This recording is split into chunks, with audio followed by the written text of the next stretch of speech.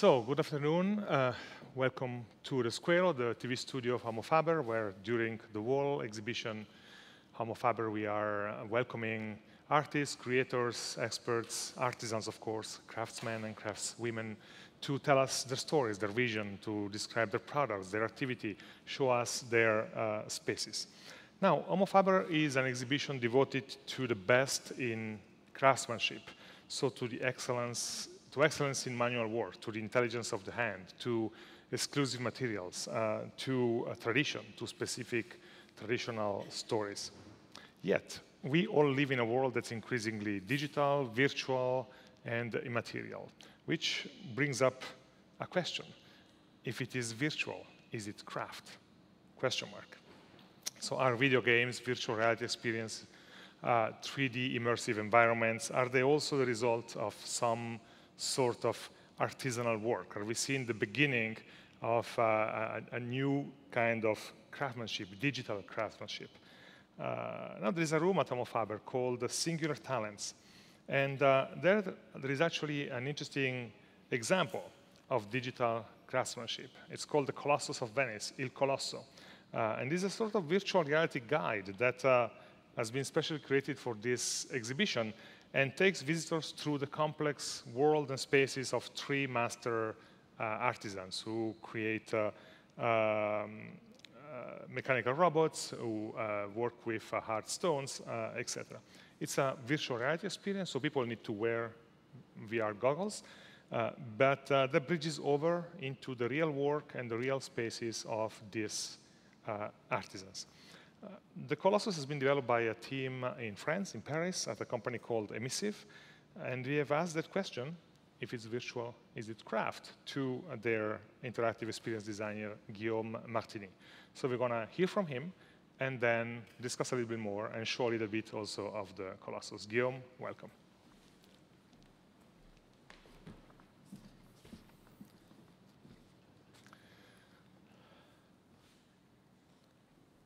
What's the first image that comes to your mind when you see the word craftsman?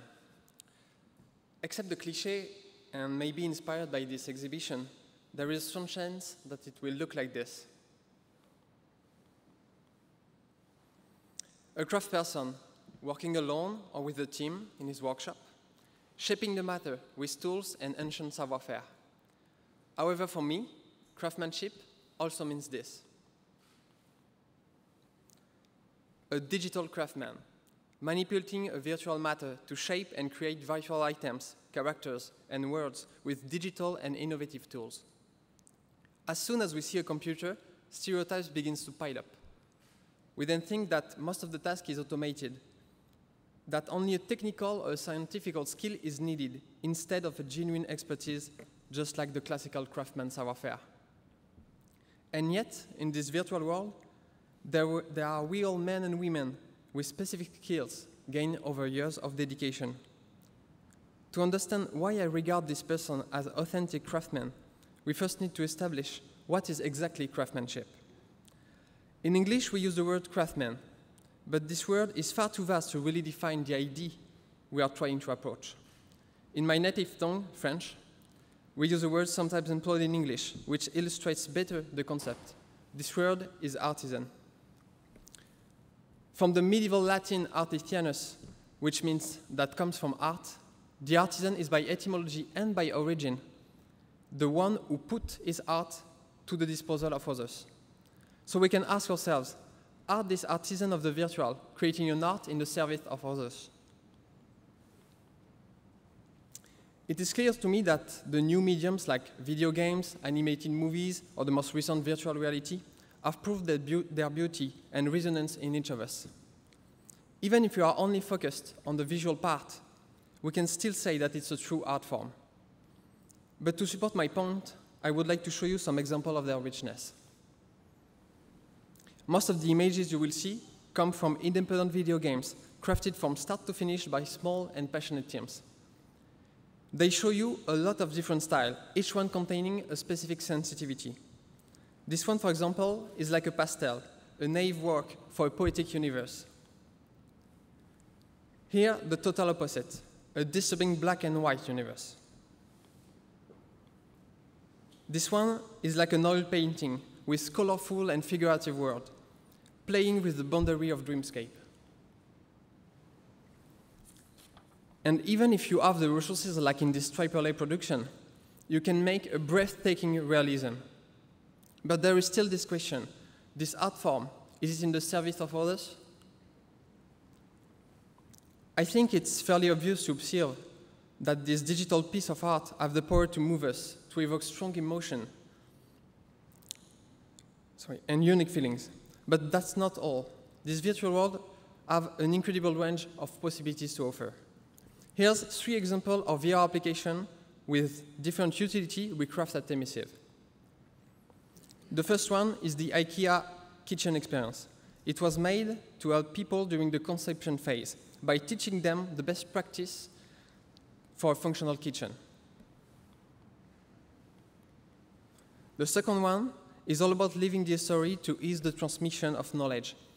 With the Fondation de la Haute Horlogerie, we wanted to recreate the real case scenario of 3 exceptional timepieces.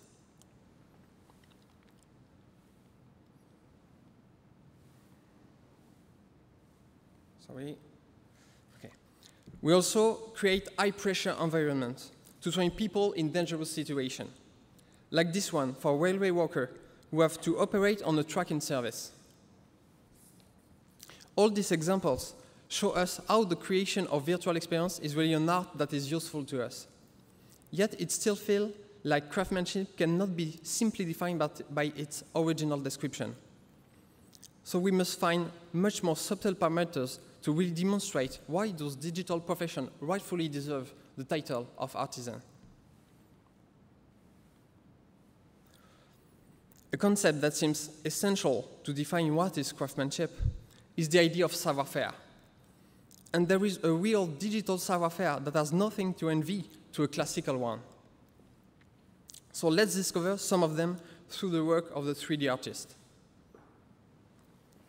The 3D artist is one of the fundamental professions. It creates every 3D object or characters that will fill the virtual world.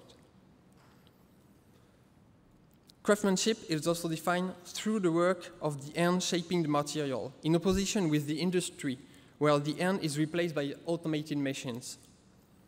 The 3D artist is the perfect illustration of this hand crafting skill.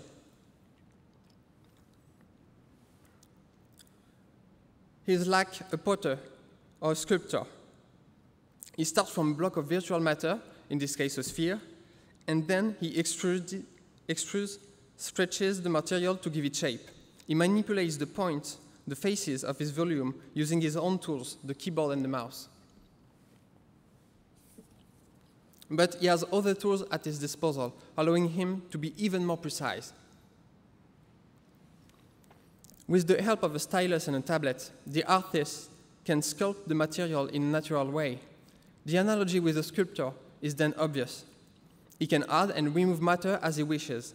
This allows him to create 3D models with high precision and sensitivity.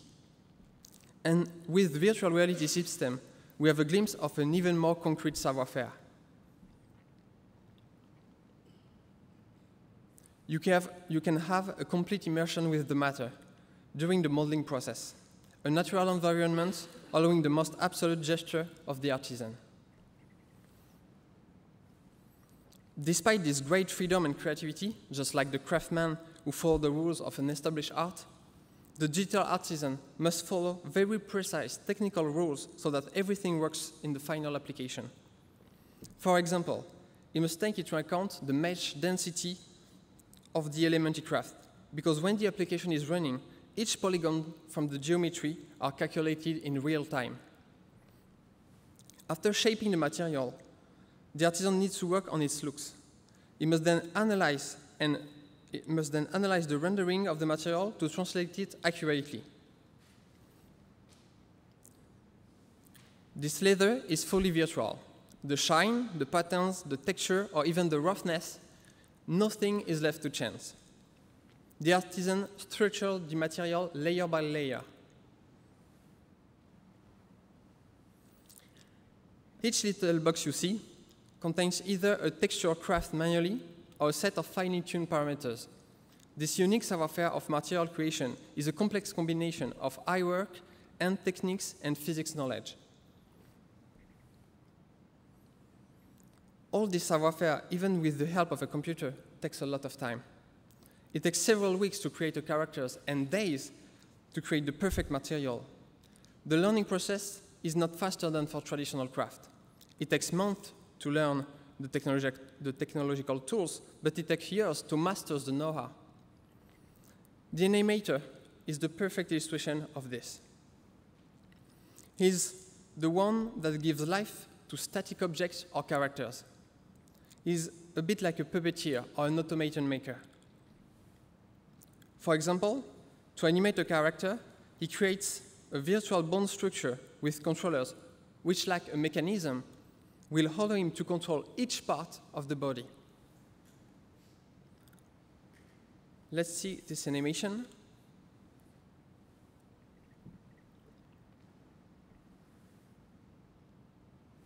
Sorry. Okay.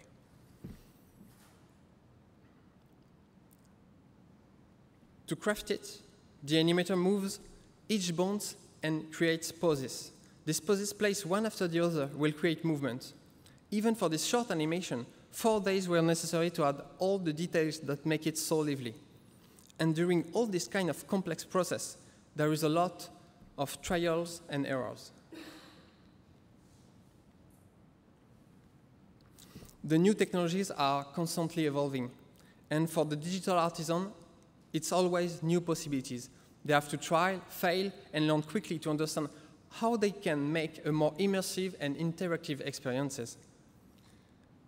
Through these different ideas, I want to demonstrate that there are more similarities than differences between these two types of craftsmanship. We could argue around the real and the virtual, but in the end, for me, the real common factor that stands out when I met this unique master artisan and this virtual craftsman with whom I work every day is the passion.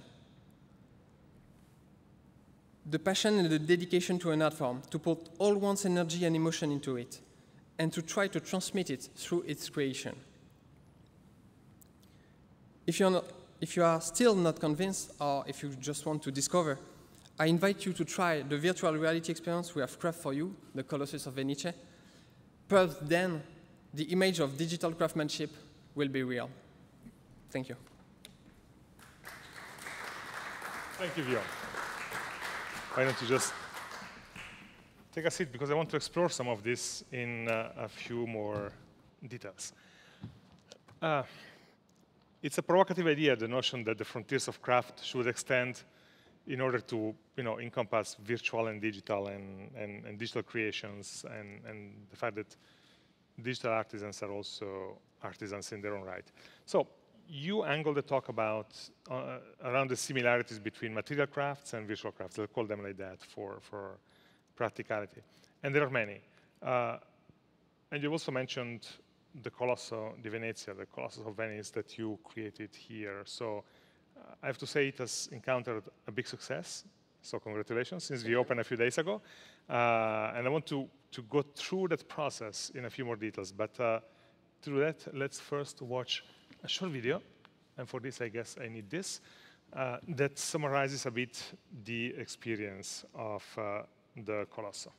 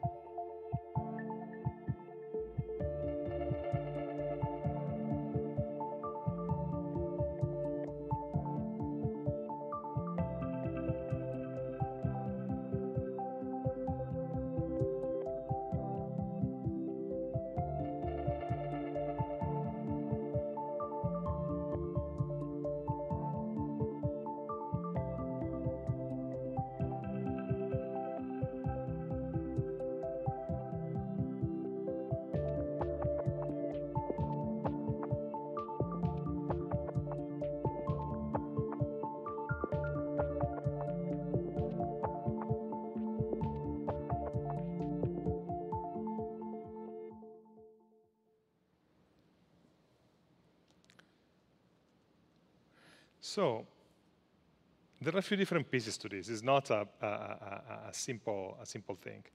There is, first of all, the recreation of the city of Venice in 3D, including the island where we are, San Giorgio Maggiore. There is then the colossus itself, this figure that emerges from the island and carries you as the user into different spaces. There are the 3 experiences and visits to the workshops of the 3 artisans, and then there are the interactive parts. You wear the goggles and you can actually do things, so kind of touch virtual things to make virtual things happen around you. And I hope I didn't forget anything. No, yeah. We have also, Yeah. we have also I don't know if you see in the video the blue light floating in the air. It's an important part of the design. Like that. Yeah, maybe it's a small sphere floating in the air. It's an important part because she comes from the hand of the colossus, and then she will guide the user during the whole experience. And she symbolized the creativity.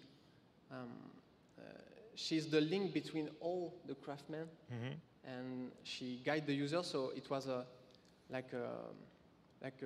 interesting thing to push people to interact more, to see a lot more around us. So how complex was to create something like this, really? How difficult was it? It's really difficult, but it's like making a small video game. So you have a lot of people involved. We are 15 on the project, not at the same time, but maybe 10 working during 4 months. So it's an important production. And but if you have a good team, it's okay. And I have one, so everything works well. So for those who really have never touched anything like this, I'm not talking from the user perspective or the production perspective. When you're talking about a team, you're thinking of a team the way we think of a team that produces a movie. So different set of skills, one director, some people work intensively, others just in and out. It's that kind of dynamics, right?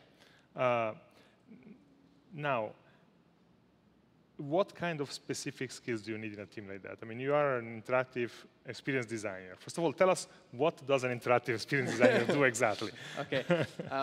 It's like a director of movies. But you have to know how people live this kind of experience. So you have to understand how the brain works, because when you make some interaction, sometimes they don't work at all because nobody understands what you want. And you have also to create the first concept, and after to give the sensation what you want during what you want the user will live during the whole experience, and transmit this to all the team. And after, it's a lot of tweak and adjustment and everything like that. So what other roles do you have in the team? I mean, we have seen the animator, for example, but these are kind of all jobs of the future, right? So what are the jobs of the future part of this team?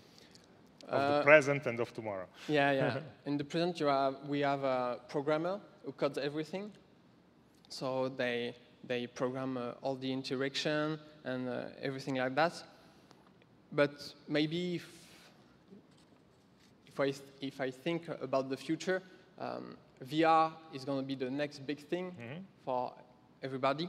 So the same whole job will become maybe more specialized in VR. So maybe you will have a VR programmer or a VR sound designer, because it's a new media. And you have new rules, and it's a complete territory to explore. So with the technology, everything's going to change really fast, so we have to adapt. And I think the job will have to transform a little bit, but just because of the media. So you said something interesting before, which is, of course, something you can only do with a technology like this, and you cannot do in the real world, which is essentially immerse yourself in your object, the object you are creating, right?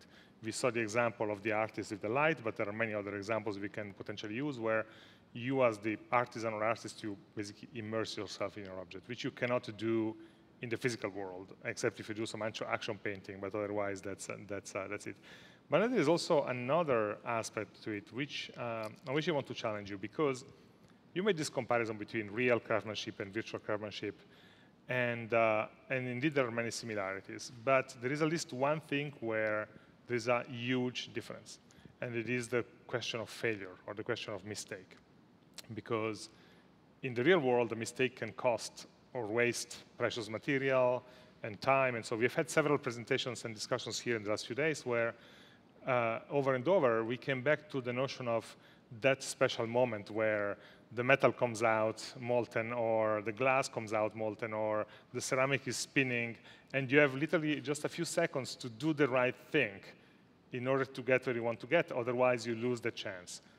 Here, if you miss the chance, you just click back once or twice and then continue, right? Again, or try again. You said trial and error, or try again. Yeah. So there is a bit of a difference in this ability of trying again between the two kinds of craftsmanship. Yeah. That's for sure. That's amazing for us. We can go back when you want. But even if we have this ability to try again, like you said, we have some crucial moments, but maybe it's more around the idea of create a virtual experience, because we have real user. So you can think of an interaction or an emotion you want to give to people, but at the end, if it can be a total disaster. Mm-hmm. And so at this moment, you have to adapt and then try again, readjust everything. And I think it's maybe the same kind of feelings. Mm-hmm. The turning point when you see what you've imagined don't work, and you have to completely change the focus point. Mm-hmm. So when we look at video games, for example, or VR experiences or others, you said yourself, there are strict rules in the way you design certain things. And then there are a lot of specific mechanisms that are built in. You have all these tree-like structures for the navigation and the interaction. You have reward schedules, where if people do certain things at certain moments, they get rewarded in a certain way, so they can continue playing, or they can go further, or go to the next step, or next stage, et cetera, et cetera. What role does intuition, the intuition of the artist or the person working on it, play in developing a virtual reality product like this? I don't really understand.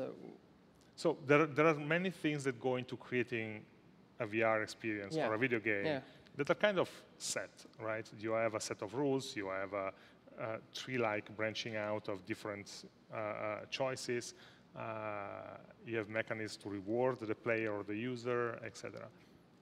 When does intuition come into account when you design this? The intuition of the 3D artist or yours? Yeah, it's when you have the test session. Mm-hmm. So you have to look and to empathize with the user. So when he does something, sometimes you don't know why he do this, but you have to understand really why he do this. So it's like maybe a psychological test. So I would say,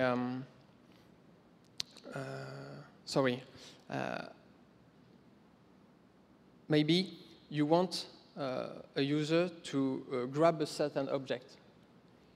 You have a lot of rules, like, I'm going to highlight this object, I'm going to make a feedback when his hands comes to the object. Mm-hmm. But at the end, maybe all this kind of special effect or this thing don't work. So we have to understand why. Because maybe at the first time, he doesn't see he have a hand. Mm-hmm. So you have to make maybe a first interaction who allows the user to understand the other end. Okay. So you've been here for a few days and looking at how people are have been using and navigating the space you have created. Has anything surprised you? Have people used it the way you thought they would use it? Sometimes, but we have always surprised. Like maybe the most beautiful thing is when the colossus brings you to the top of Venice.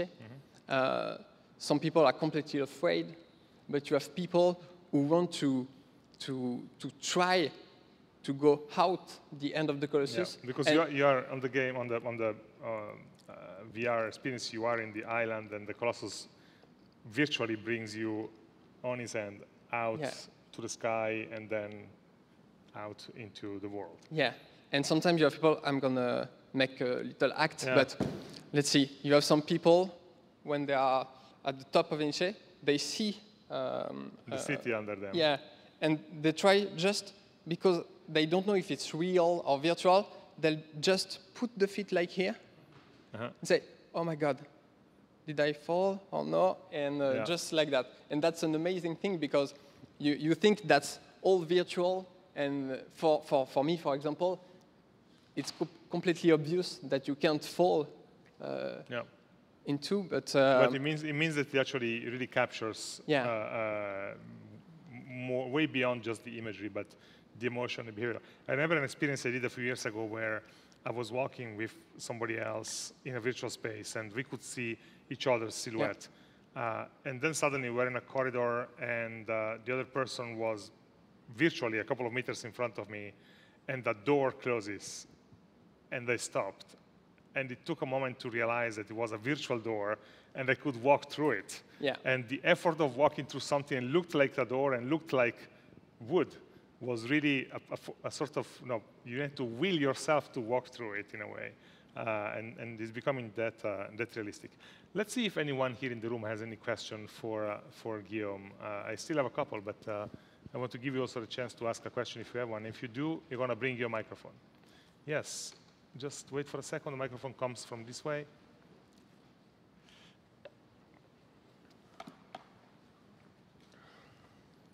Please go ahead. So thanks, first of all, for your very interesting presentation. We haven't tested the Colossus yet. Yeah, yet. So we're curious. By curiosity, how did your collaboration with each of the three real craftsmanship go? Because I guess you had to, to understand how enamel works. How did you collaborate with the real teams, and how did they react with you? Because I guess it was new. Yeah, it was quite amazing because they live in a real world. So for them, the virtual is completely outside of their thought. We have worked with the three artisans. Like we just do some calls to understand how they work, what is really important in the different craftsmanship, and also we went to each place. We scan the three workshops. Scanning means filming 360 degrees in high detail. Yeah, it's a special technology where you have a sort of camera, but she spins omnidirectionally and capture every point of the space. Then we place this camera at another point, and after we triangulate all the data to make the final scan. You can basically recreate the full space in 3D and 4D. Yeah, but if you want to have a more beautiful result, you have to rework on the scans to make the texture better and everything like that. Yeah. And they have tried the virtual reality, and the reaction was amazing because we have also the family of the artisans who came a few days ago, and they were astonished by, oh my God, that's the real workshop. Sometimes they just turn around and say, oh, we have also here, and they go under the desk and they see all the stones or something like that. That was really cool to see that. Excellent. Anyone else? Yes. Just wait for the microphone.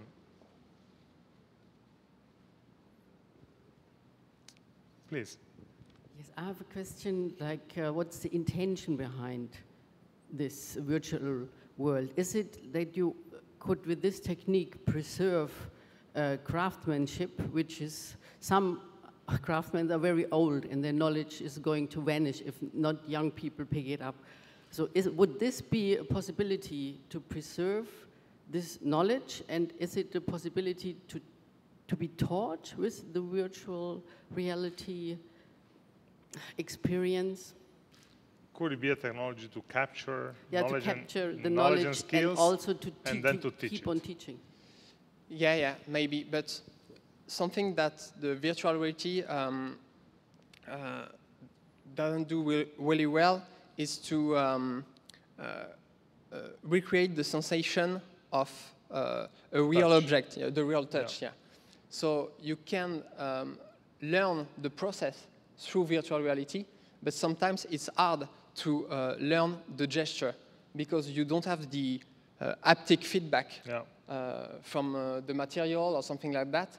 So it's interesting to talk to a new generation about this kind of craftsmanship, to make it more new or technologic. But at the end, I think we can't replace the real work on the real material. Mm-hmm. Any other question? Maybe we should explain just in a few words, if you can, the difference between virtual reality and augmented reality.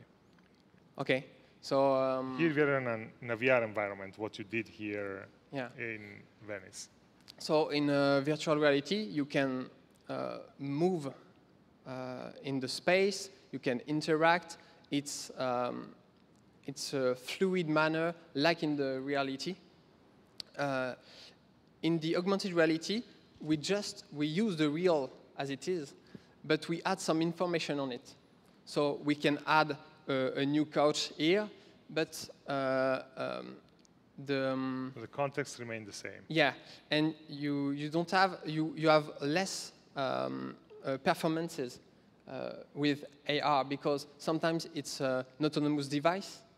So maybe like HoloLens or the new goggles. I don't remember the name, but you have to wear this kind of goggles, and then you can see everything. But you have the small computer inside the Google, so you have experience with a low quality of graphics. Now, for example, the project you showed with IKEA, that's a VR project, meaning you have a virtual empty space and you create your ideal kitchen or room using IKEA furniture, and there is information built into that, but it doesn't exist in reality, period.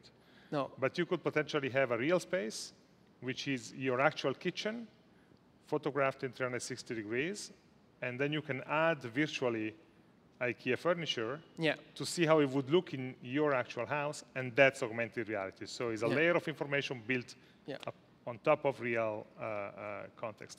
Okay, just close. I'm just a curiosity. I've been wondering what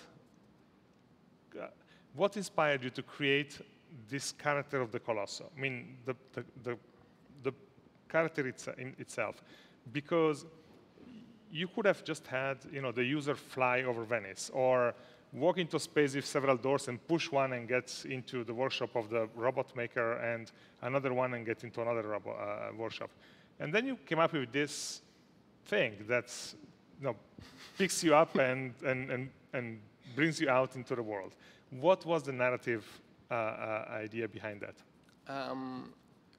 When we make virtual experiences, we want to make mesmerizing one. And we don't want to make a classic visit or maybe something you can do in real. So the first step was this one, and after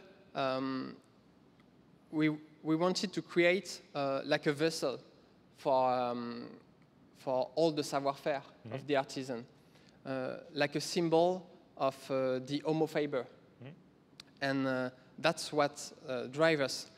And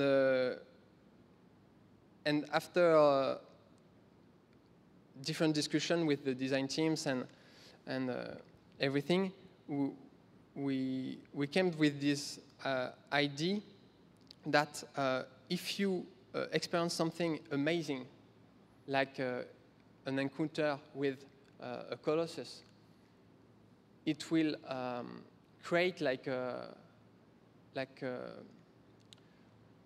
incredible memory of this moment.